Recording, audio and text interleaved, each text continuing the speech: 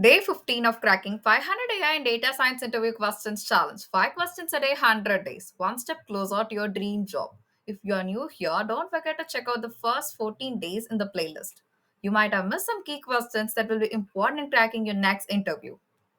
A dataset has 100 plus columns. How do you decide which features to keep? Don't keep everything, keep what moves the model. I start by understanding business relevance. Does the feature relate to the problem we are solving? Then I look at missing values. Columns with too many nulls, say more than 60%, usually go first. Variance. Columns with no variation, for example, same value in every row or removed. Data leakage. Columns that include future information or the target itself are dropped. Correlated features. If two features are highly correlated, I'll only keep one unless both offer different interpretations.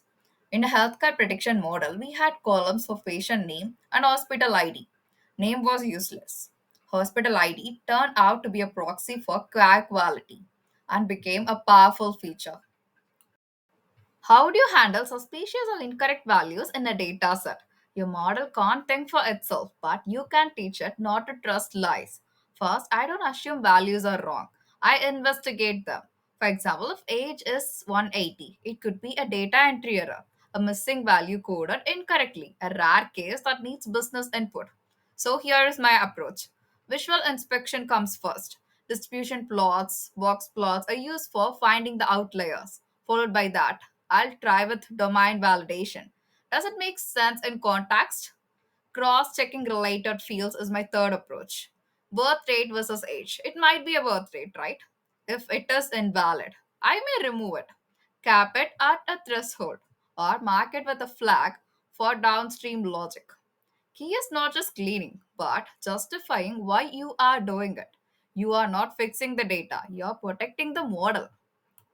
In early modeling, why might you prefer simpler features over engineered ones? More features will definitely decrease the accuracy of a machine learning model, especially if you don't know what they mean. Simple features like age, income, product type, or login count are often easier to interpret, more generalizable across models, less prone to overfitting. In early stages of a project, I prefer a baseline model with raw or lightly processed features, so it would be easy for me to understand signal strength, set expectations, and identify quick wins. Once I know that works, I build engineered features to enhance it. But I never start with complex logic unless I already know it adds value. In short, simplicity gives insight, and insight gives direction. How do you replace outliers with a 95th percentile using pandas? Before knowing how to use this, let's learn why do we need this. If you want to reduce the influence of extreme values, but still keep them in the data set for model training, in that scenario, we need to replace outliers with 95th percentile using pandas.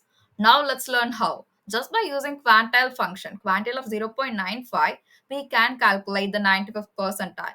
And after that, we can use clip of upper function, and inside that we can specify Q95. So this will replace any value above that threshold with the 95th percentile value. In a credit scoring model, extreme income values were skewing the model.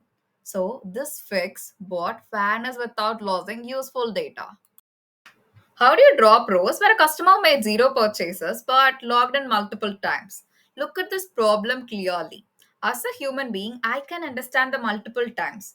Do you think that machine learning model can understand that multiple times? So we have to specify that condition. If a person logged in more than 3 times, this is considered as multiple times. So now look into this piece of code.